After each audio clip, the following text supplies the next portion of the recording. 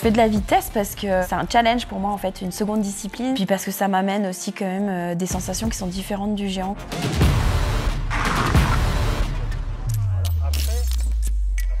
En géant, je fais plus une reco globale avec des intentions qui sont précises. Et sur le Super G, je vais rajouter à ça beaucoup de précision sur mes lignes, mes trajectoires, mon engagement. Le fait aussi d'aller au-delà de toutes les appréhensions que peuvent amener la vitesse.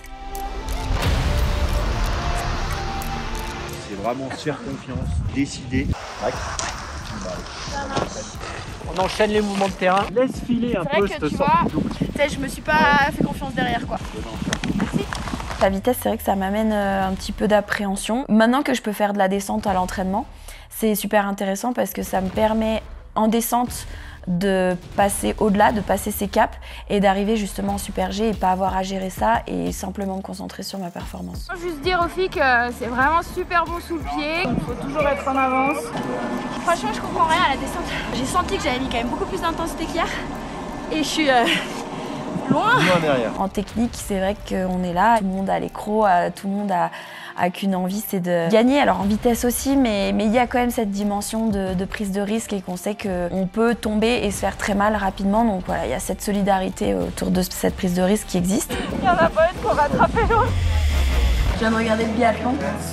Ah, donc c'est pour ça que tu vas au ski de fond. Du coup, ça donne envie. T'as peut-être en physique ou pas? Non, par contre, non, j'ai pas eu le droit de faire passer la frontière. C'est le ski de... On va le dire. Je suis contente.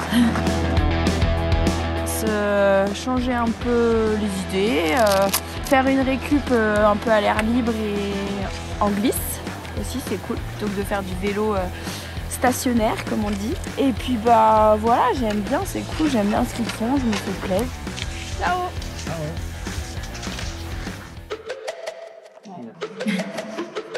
Là, tu prends assez bien la pente, mais c'est là tu la fermes un peu trop, après tu as un temps mort. On est juste dans les intentions, juste sur les points, les 2-3 points stratégiques et tout, on peut vraiment aller chercher quelque chose de gros. Donc demain, on va tous se remobiliser pour aller chercher ça. On doit voir dans votre visage les souris et les yeux que vous avez quand vous avez glissé pour la première fois quand vous avez 3 ans sur la neige. La grinta, la détermination de Tyson quand elle est dans une ring. Après, je me suis aussi rendu compte que quand j'arrivais du Super G, ça m'amenait pas mal de choses pour le géant. De la longueur, de la patience, de la puissance sur mes appuis aussi. Et ça me desservait pas forcément, au contraire, ça m'amenait plutôt des choses intéressantes.